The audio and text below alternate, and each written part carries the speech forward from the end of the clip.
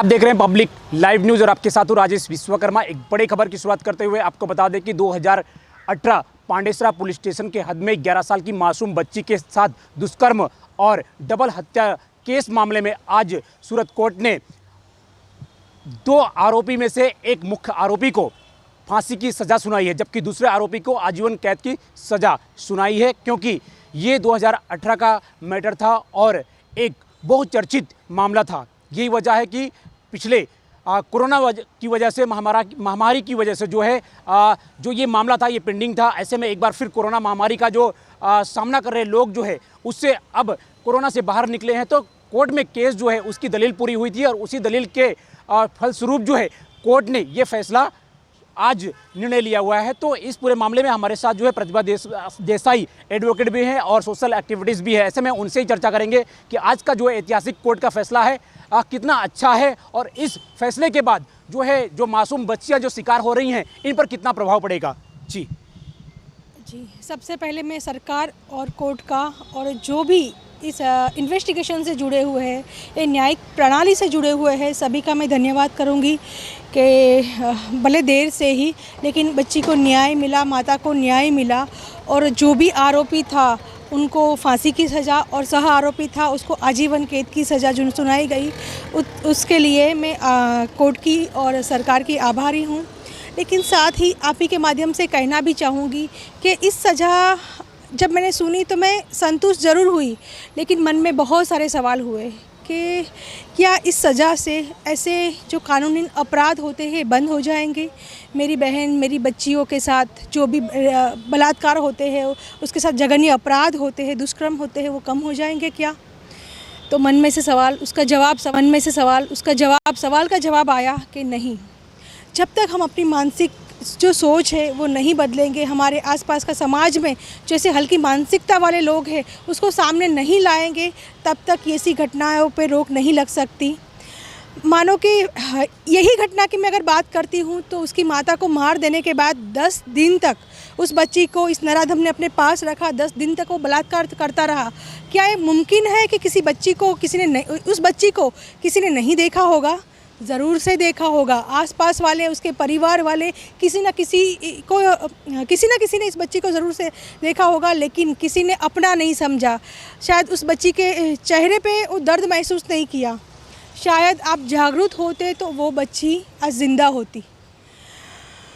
बच्ची मरने के बाद या फिर उसको आरोपी को सज़ा दो, लेकिन उससे ये घटनाएं नहीं थमेगी। हमें जागरूक होना पड़ेगा और मैं सरकार से कहूँगी कि ऐसी आप कितने लोगों को फांसी दोगे, लेकिन ऐसी घटनाएं बनती रहेगी। अगर आपको ऐसी घटनाएं रोकनी है तो ऐसे दरिंदों को चौराहे पे लाओ, 4 रास्ते पे फांसी दो, तब जाके सज़ा का, सरकार का और कानूनन जो डर होता है वो आरोपी के मन में डर पैदा होगा। अलावा तो ऐसी बच्चियां मरती रहेगी।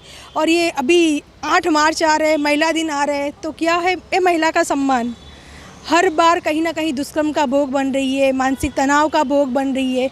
कोई आके उसके मुंह पे एसिड फेंक के जाता है, कोई उसके गले पे चप्पू लगा के जाता है, कोई उसकी नाक काट देता है, कोई उसके साथ रेप करता है, कोई उसको मार के टुकड़े भर के उसको बैग में भर के देता है। क्या यही है औरत की ज़िंदगी? अगर सही में आपको महिलाओं को सम्मान देना है तो मैं हर किसी को कहूँगी कि आप जागो और सही में उसका सम्मान करो। माता, आप उसको सरस्वती बोलते हो, दुर्गा बोलते हो, लक्ष्मी बोलते हो, लेकिन बोलने के लिए मत बोलो, दिल से सम्मान करो, तो ही शायद देश में कुछ बदलाव आ सकता है। खास करके अगर प्रतिभा बहन बात करें तो जिस तरह से आप एक महिला हैं और वुमेन डे जो है जस्ट नज़दीक में है, ऐसे में मानव की रक्षा जो है सभी लोग चाहते हैं, स्त्री सभी लोग चाहते हैं, विवाहित लड़कियां जो है हर कोई चाहता है, लेकिन बच्ची को बचाना नहीं चाहता है। क्या वजह है कि एक मानसिकता जो है इतना घटिया रखने वाले इस संसार में पैदा हुए हैं कि एक मासूम 11 साल की मासूम बच्ची के साथ कभी रेप होता है तो कभी जो है 18 साल की बच्ची के गले पर जो है चाकू रखकर उसकी हत्या कर दी जाती है। लगातार जो पिछले 2 साल से जो हो रहा है इसके पीछे का क्या कुछ कारण?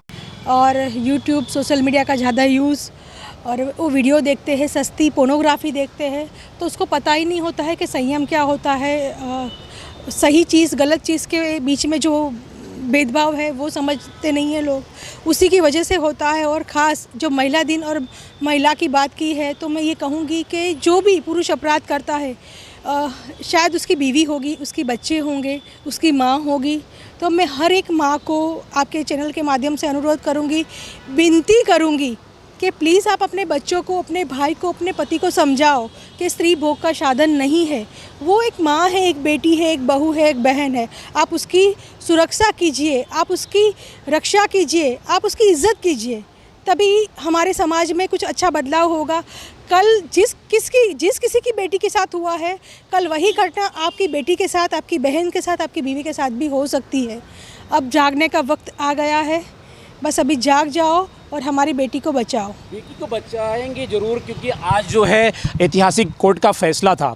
ऐसे में जो मुख्य आरोपी गुर्जर है उसको फांसी की सज़ा सुनाई है, लेकिन यही गुर्जर आगे जाके सुप्रीम कोर्ट में जो है बचाव अपना रख सकता है और शायद उसकी सज़ा कम भी हो सकती है, ये कहा नहीं जा सकता। लेकिन और जो सेकंड आरोपी है उसको जो कारावास की सज़ा हुआ है वो भी हाई कोर्ट में जा सकता है, अपने बचाव पक्ष रखेगा। क्या लगता है कि जिस तरह से कोर्ट जो है अपना पक्ष रखकर इतनी वहाँ पर मेहनत होती है, सरकारी वकील दलील करता है और उसके बाद जो सज़ा सुनाई जाती है, उसके बाद हाई कोर्ट और जो है सुप्रीम कोर्ट उसको अगर सज़ा कम करती है, तो इसको जो है देश के सामने जो नागरिक है, देश की जनता के सामने कितना जो है उसके नज़रअंदाज जो है इसको कहेंगे कोर्ट के माध्यम। हाँ, उसके माध्यम में मैं सरकार के साथ में हूँ। पहले ऐसा होता था कि भाई ऐसे अपराधी छूट जाते थे, लेकिन आज देश का कानून बहुत सख्त हो गया है। पॉक्सो एक्ट जो सरकार ने, मोदी जी ने बनाया है, वो इतना सख्त है कि उसमें कोई छटकबारी ऐसी है नहीं।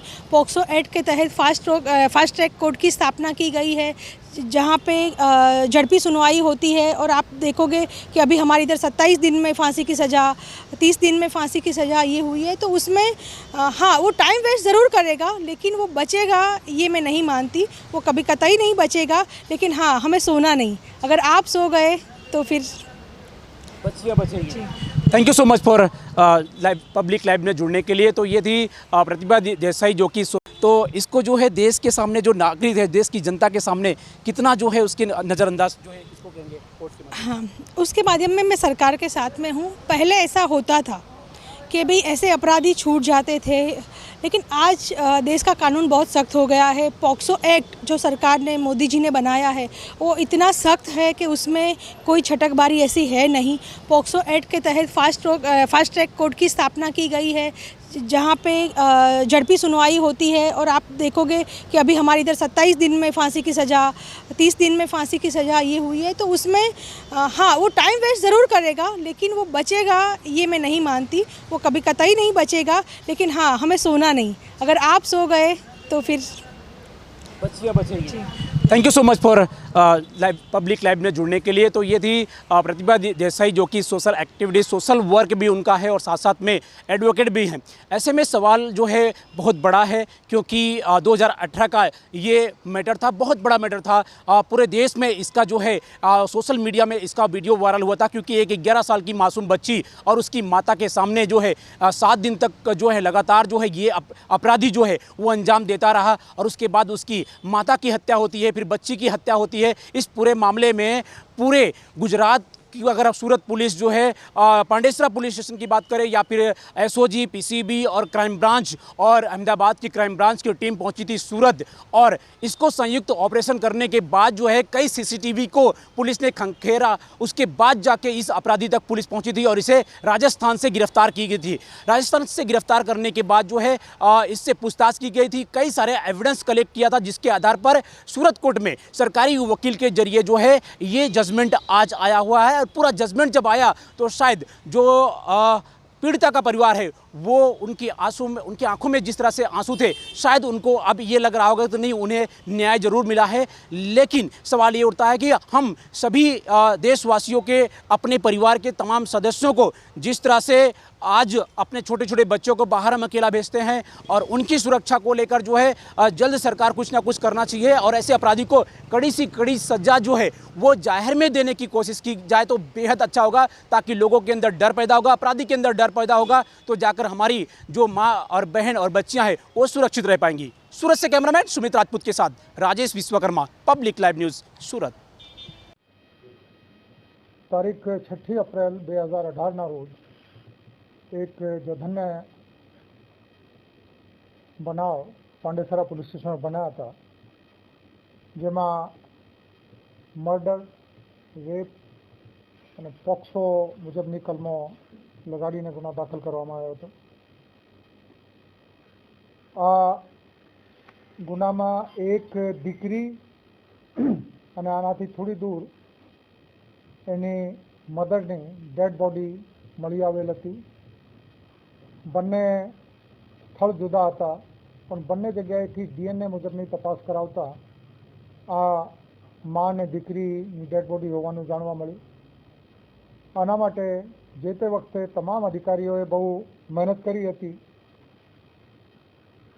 આ ત્યારના DCP ક્રાઇમ શ્રી વિપિન આહિરે, ACP RR Sarvaiya, inspector DN Dave જે હાલમાં ACP છે, અને એની સાથે જે બાકી ટીમ હતી, આ લોકોએ ખૂબ જહેમતથી આ તપાસ કરવામાં આવી, ગુનેગારોને પકડવામાં આવ્યા. અને જિલ્લા સરકારી વકીલ આમાં special public prosecutor Shri PN Parmar હતા, જે ભરૂચ જિલ્લાના સરકારી વકીલ હતા. આ સમસ્ત લોકોએ સમયસર અને બહુ વૈજ્ઞાનિક રીતે આ તપાસ પૂર્ણ કર્યા પછી કોર્ટમાં ચાર્જશીટ કરી હતી.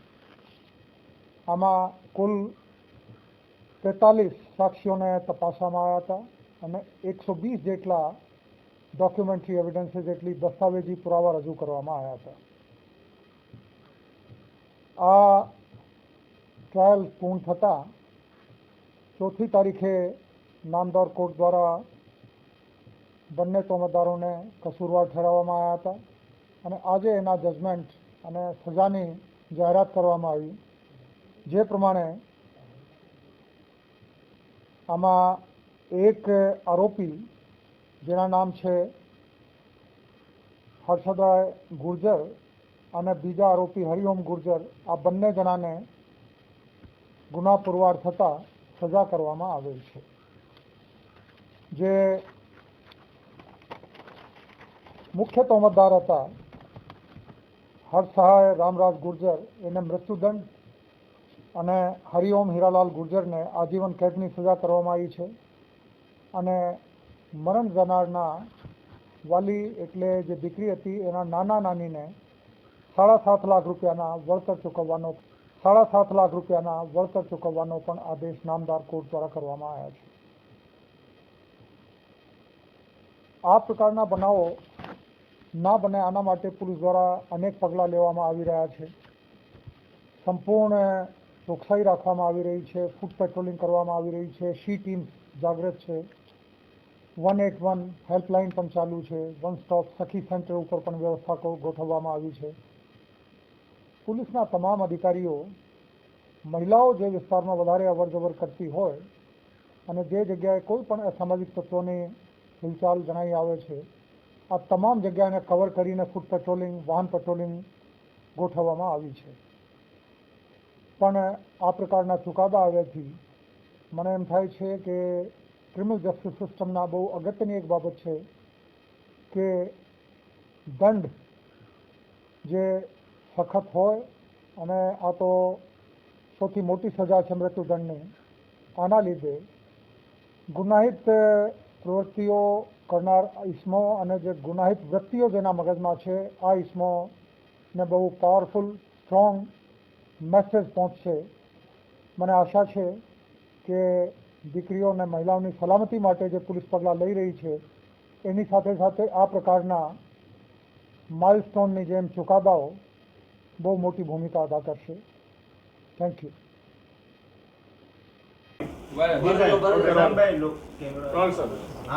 આરોપી નંબર 1 હરસહાય રામરાજ ગુર્જરને 302ના ગુના માટે દેહાંતદંડની સજા ફરમાવવામાં આવી છે. 376(2)ના ગુના માટે આજીવન કેદની સજા ફરમાવવામાં આવી છે અને 201ના ગુના માટે 7 વર્ષની કેદની સજા ફરમાવવામાં આવી છે. બાળકીના પિતાને અને મરનારના એની માતાના પિતાને સંયુક્ત રીતના 7.5 લાખ રૂપિયા વળતરની રકમ ચૂકવવા માટે પણ હુકમ કરવામાં આવ્યો છે. આરોપી નંબર 2ને 302ના ગુના બદલ આજીવન કેદની સજા અને 364ના ગુના બદલ 10 વર્ષની કેદની સજા કરવામાં આવી છે અને આ બધી સજા એક સાથે ભોગવવામાં આવી છે, ભોગવવાની રહેશે. અત્યારે હુકમ થયા પછી પ્રોસિજર પ્રમાણે ડેથ સેન્ટન્સના કન્ફર્મેશન માટે હાઈકોર્ટમાં આ ચુકાદાને મોકલી આપવામાં આવશે. સમગ્ર કેસ શું હતો, કઈ રીતે દલીલો થઈ હતી ને હવે કઈ રીતે ચુકાદો? પાંડેસરા પોલીસ સ્ટેશનમાં નોંધાયેલ ડબલ મર્ડર કેસ કે જેમાં બાળકી અને એની માતાનું આરોપીઓએ મર્ડર કર્યું હતું અને સેક્સ્યુઅલ એસોલ્ટ કર્યો હતો. આ બનાવ બન્યો ત્યારે કોઈને એવી ખબર નહોતી કે આ બંને વચ્ચે માતા અને પુત્રી તરીકેનો સંબંધ હશે, પરંતુ DNA ટેસ્ટ અને CCTV કેમેરાના આધારે આરોપીઓ સુધી તપાસ કરનાર એજન્સી પહોંચી પણ શકી હતી અને જે કોઈ પુરાવા પ્રાપ્ત થયા, ખાસ કરીને આરોપીઓ સાથે જે કારીગરો કામ કરતા હતા એ આ કેસના મુખ્ય સાહેદો હતા. એ સિવાય આરોપી નંબર 2 જે 164નું કન્ફેશનલ સ્ટેટમેન્ટ આપ્યું હતું, જેમાં ભોગ બનનારની માતાને અને ભોગ બનનારને કઈ રીતના કારમાં લઈ જઈ અને સચિન મગદલના રોડ ઉપર એની લાશને ફેંકી દેવામાં આવી મારીને, તે હકીકત દર્શાવી છે. ત્યારબાદ બાળકીને પોતાના ઘરે લાવ્યા બાદ એને આશરે 10 દિવસ પછી